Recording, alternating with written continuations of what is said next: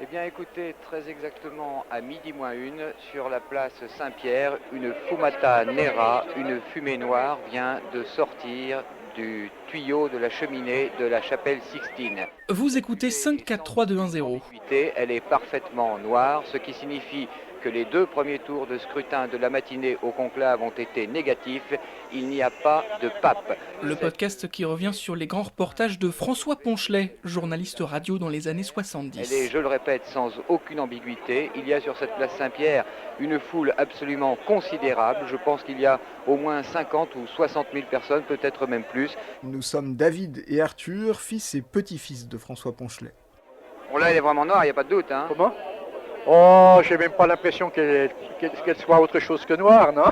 Je crois que ça ne sera pas terminé ce soir. Aujourd'hui. Oh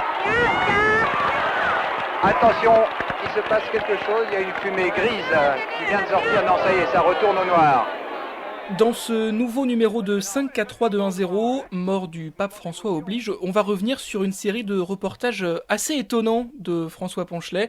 On vous emmène en 1978, une année connue par les vaticanistes sous le terme de l'année des trois papes. Là, on est en octobre 78 sur la place Saint-Pierre. À Rome, des milliers de fidèles sont réunis devant la basilique pour assister à l'une des élections les plus inattendues du XXe siècle, celle du pape Jean-Paul II. Cette année 1978, au mois d'août, le pape Paul VI est mort. Le conclave des cardinaux a désigné l'italien Albino Luciani pour lui succéder sous le nom de Jean-Paul Ier. Il est élu le 26 août. Mais le 28 septembre, 33 jours à peine après son élection, Jean-Paul Ier est retrouvé mort dans son lit, supposément un infarctus. Après un moment de stupéfaction, un nouveau conclave se réunit début octobre, et cette fois c'est le Polonais Karol Wojtyła qui est élu par ses pairs. Jean-Paul II débute son règne le 16 octobre 1978. Alors pour raconter tous ces événements, François Ponchelet va être l'envoyé spécial d'Europe 1 à Rome, à la Cité du Vatican, et il va se transformer en vaticaniste averti. Écoutez-le au mois d'août 78, lors de l'élection de Jean-Paul Ier. 5, 4, 3, 2, 1, 0. Depuis 3 jours, la presse romaine épie littéralement les faits et gestes les plus quotidiens du pape Jean-Paul Ier pour mieux préciser le portrait de cet homme sympathique, certes, mais dont la personnalité reste entourée d'un certain flou.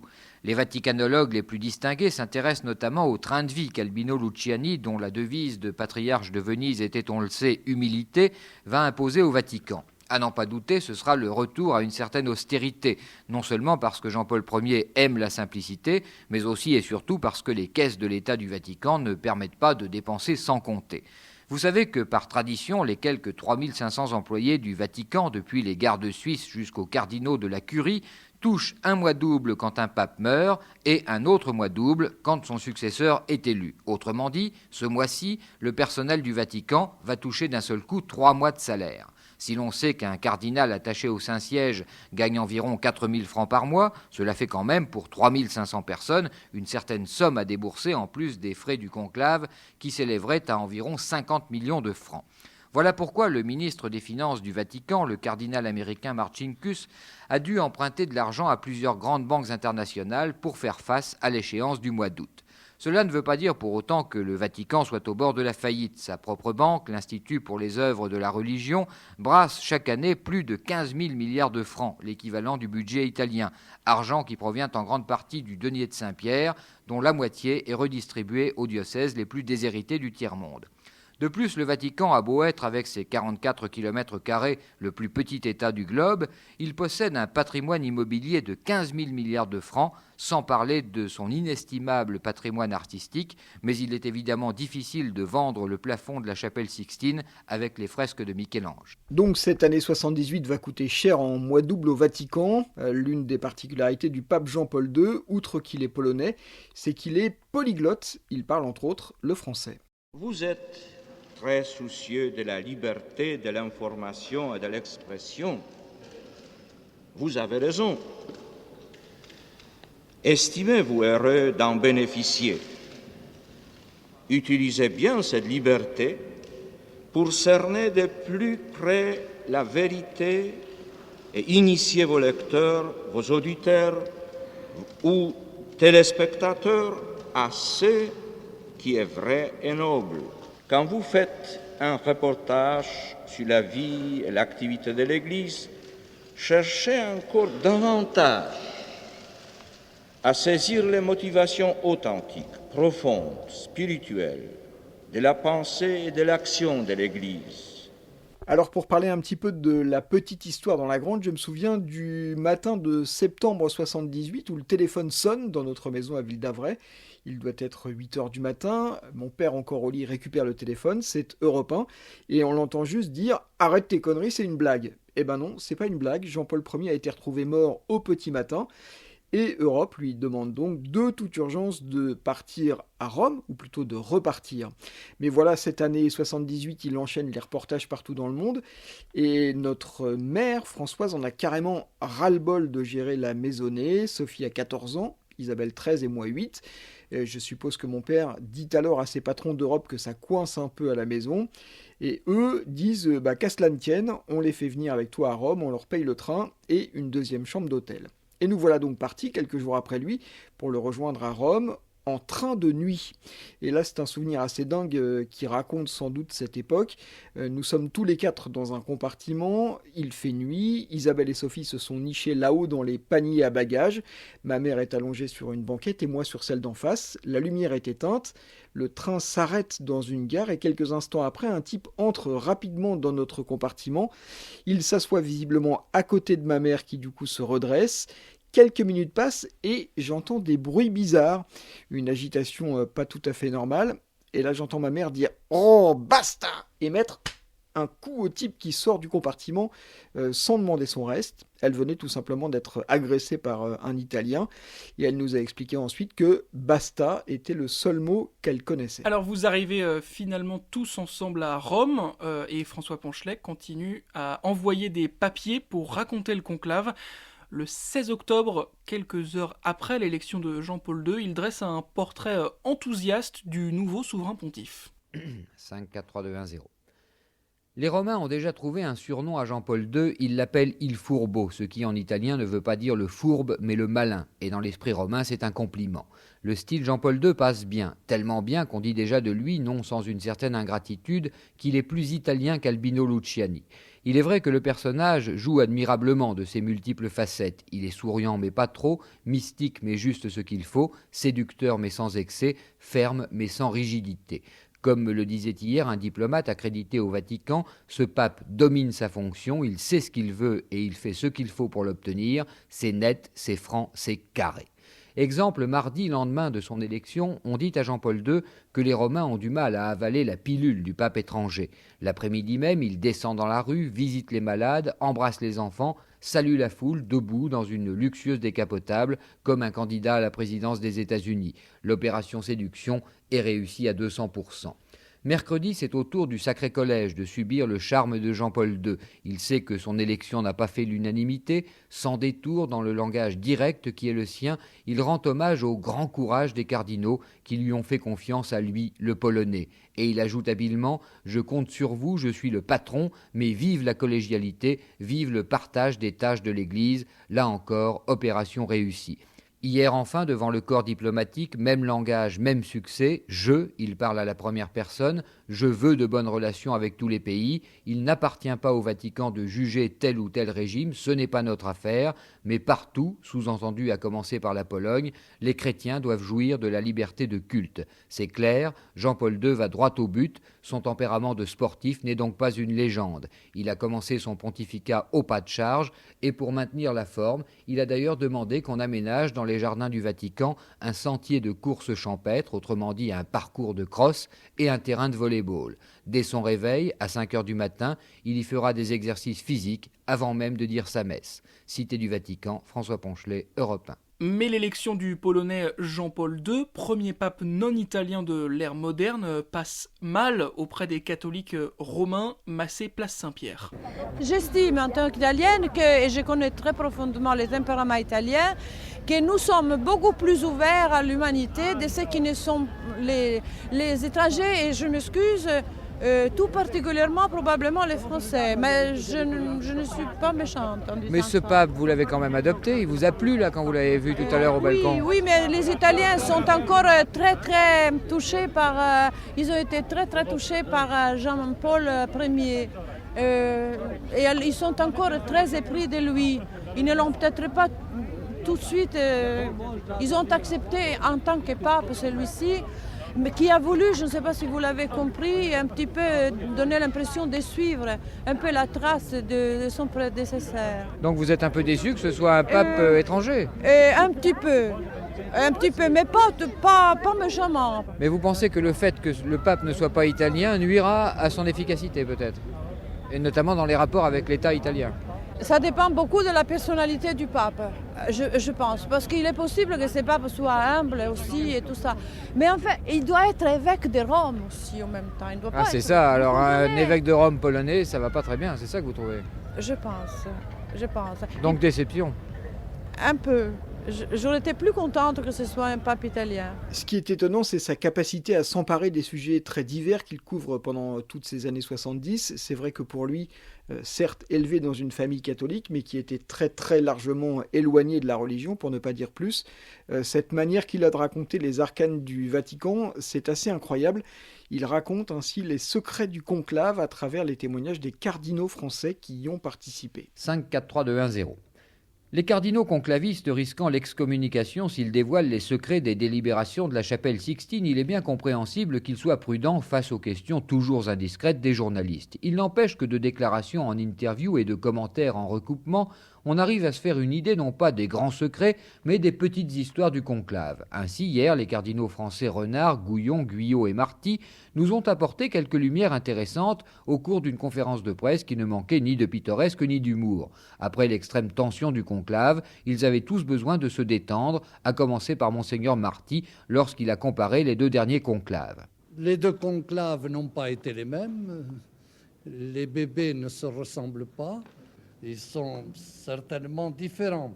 Eh bien, ce deuxième bébé, comment a-t-il réagi après son élection? Confidence de Monseigneur Guyot. Il nous a embrassés tous à la suite de Jean-Paul Ier, mais avec cette différence que Jean-Paul était resté dans son fauteuil et que lui a voulu nous accueillir debout et nous a pressés sur son cœur. Après le repas, il a voulu trinquer avec chacun d'entre nous. Je ne crois pas que ce soit dans le secret du concile. Si les cardinaux eux-mêmes confondent concile et conclave, où va-t-on? Bref, après l'anecdote, les choses sérieuses. Le choix d'un pape étranger est-il vraiment une surprise ou bien son élection était-elle préparée, Monseigneur Marty? J'ai été frappé dans le pré-conclave qu'à ce sujet, il y avait une grande disponibilité de la part de tous les cardinaux italiens sans exception. Tous m'ont dit de suite cette question, mais pourquoi ne pas chercher en ce moment un pape non italien? Je dirais que réciproquement, on était étonné de ce qu'on pourrait appeler le désintéressement des cardinaux africains, asiatiques, américains. Ils ne tenaient pas du tout à ce que ce soit nécessairement l'un d'entre eux, et même quand on leur en parlait, plusieurs excluaient radicalement l'hypothèse. Eh bien ça, Monseigneur Gouillon, c'est un secret du conclave. Vous venez de nous dire en clair qu'il n'y a pas eu de candidature du tiers-monde. Mais Monseigneur Renard, pourquoi avez-vous choisi ce cardinal polonais? Pour qu'il fasse la révolution dans l'Église ou non? Je ne pense pas, parce que c'est un homme sage, qu'il fasse des révolutions et que du jour au lendemain, la curie revête un visage nouveau. Ah, vous le voyez plutôt conservateur, et il est jeune, 58 ans. Il a donc toute chance d'être encore pape en l'an 2000, Monseigneur Marty. Quand il en parlait de l'an 2000, j'y ai pensé. J'ai pensé aussi que moi je n'y serais pas, mais enfin... Eh oui, l'an 2000, c'est encore loin, c'est dans 22 ans, et d'ici là, beaucoup d'eau aura coulé sous les ponts du Tibre. Cité du Vatican, François Ponchelet, Europe 1. Le 16 octobre, Jean-Paul II est donc élu pape. On l'a entendu tout à l'heure, le peuple italien n'est pas vraiment ravi de cette élection. Alors sans doute pour soigner sa popularité, il choisit très vite d'imprimer sa marque, son style. Il quitte très vite le Vatican pour se rendre à la clinique Gemelli. Les cloches de la basilique Saint-Pierre viennent tout juste de sonner 5h moins le quart et je crois qu'on peut dire qu'un événement sans précédent dans l'histoire récente de l'Église est en train de se produire. Je veux dire que le pape Jean-Paul II est en train de quitter l'État du Vatican pour se rendre à l'étranger, c'est-à-dire dans l'État italien. Le pape Jean-Paul II est debout dans une Mercedes noire. Vous entendez la foule qui applaudit autour de moi. Le pape Jean-Paul Ier salue cette foule, bénit cette foule d'une main. Il se rend à l'hôpital Gemelli, l'hôpital de l'Université catholique du Sacré-Cœur, où il va rendre visite à Monseigneur Descures. Monseigneur Descures est le président de la Commission des communications sociales, autrement dit le chef des services d'information du Vatican, et Monseigneur Descures est actuellement extrêmement malade et presque mourant. Donc le pape Jean-Paul II a décidé pour sa première sortie de se rendre dans un hôpital et d'aller rendre hommage à un membre de la curie romaine. Le pape Jean-Paul II escompte également vraisemblablement par cette visite se faire adopter par le peuple de Rome qui est en train de l'applaudir, qui est en train de crier autour de moi, vous l'entendez, Viva el Papa. Je suis maintenant dans le hall de l'hôpital Gemelli où le Saint-Père vient de passer à peu près 40 minutes pour rendre visite donc à Monseigneur Descures.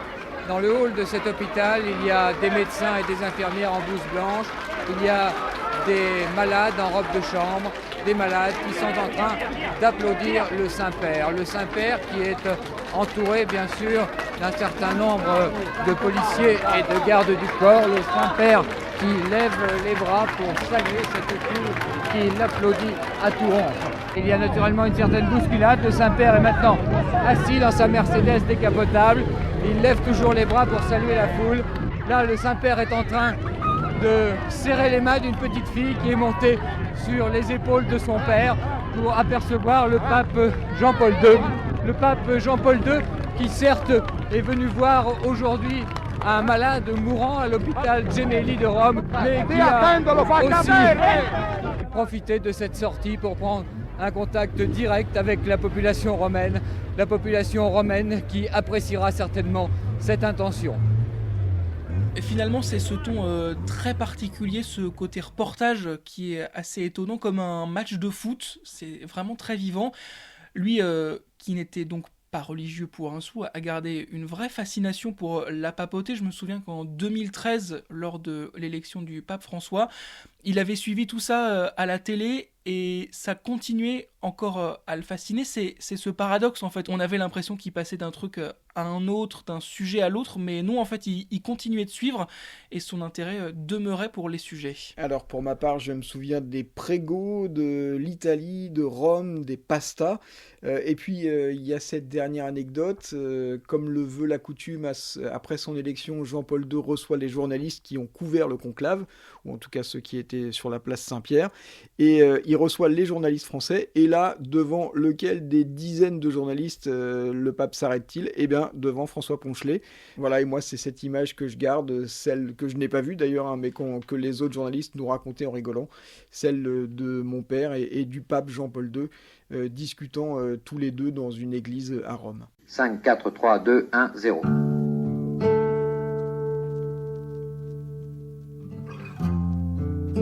Ce jour-là, mercredi 30 avril 1975, une guerre de 30 ans vient de s'achever en 30 minutes. J'ai vécu, micro d'Europe 1 en main, ces instants historiques d'une formidable intensité dramatique. Ce que j'ai vu à Kolwezi est atroce, c'est le sommet de l'horreur et de la sauvagerie. Des charniers autour desquels rôdent les chiens, des cadavres mutilés, parfois décapités.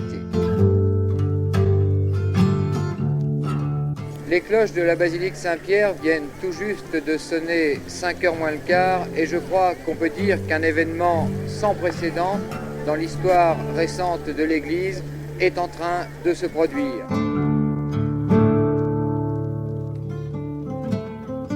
Après le retour au calme, des groupes ont commencé à former des barricades et à incendier des voitures dans le plus pur style mai 68, à ceci près qu'ici à Téhéran, l'armée tire.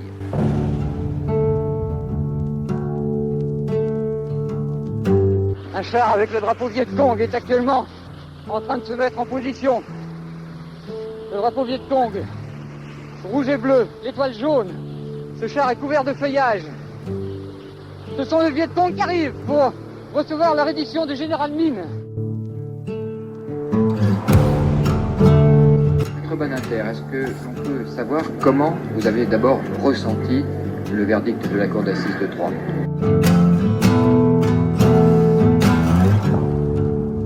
Anna Marly, vous venez d'interpréter de tout votre cœur le chant des partisans. Le chant des partisans, c'est pour chacun un symbole de liberté, tout le monde le connaît. Par contre, vous qui en êtes l'auteur, les Français ne vous connaissent pas. Pourquoi?